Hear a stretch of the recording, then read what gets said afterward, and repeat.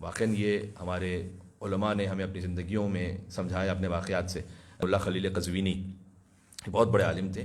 ان کی ایک دفعہ بحث ہو گئی ملا محسن فیض کاشانی سے. اب ملا محسن فیض کاشانی کے اسٹوڈنٹس بھی بیٹھے تھے, کاشان میں بحث ہو رہی تھی. یہ ہیں قزوین کے, وہ ہیں کاشان کے. تو ملا خلیل قزوینی نے آج کی زبان میں کہوں بیٹ کر دیا ملا محسن کاشانی کو, اور ان کے پاس جواب نہیں تھا, اور یہ گویا حاوی آ گئے. بات ختم ہو گئی. یہ چلے گئے قزوین, ملا خلیل قزوینی.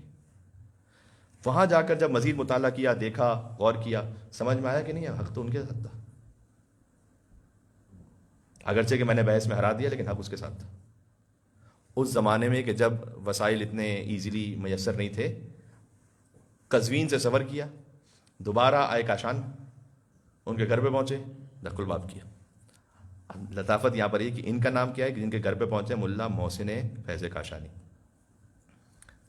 دق الباب کیا تو یہ کھولا انہوں نے دروازہ, کہا خیریت, آپ آگے خلیل قزوینی یہاں پر؟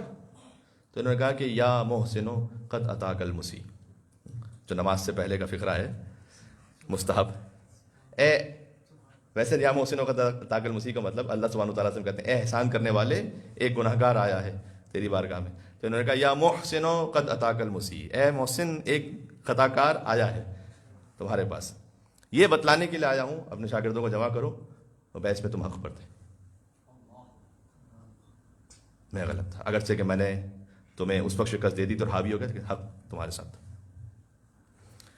یہ نفس کا کنٹرول مشکل کام ہے. تو جو نفس کا کنٹرول ہے اس کا تعلق فقط حرام نگاہ اور ان معاملات سے نہیں, تمام معاملات سے. صحیح, انشاءاللہ اللہ سبحانہ و تعالیٰ. یہ بات کیوں ہم نے شروع کی تھی؟ اس لیے کہ امام نے فرمایا کہ پروردگار میں پناہ مانگتا ہوں تیری کہ میرا نفس فقط اپنی خواہشات کا اتباع کرنے لگے, اس پیروی سے پناہ مانگتا ہوں.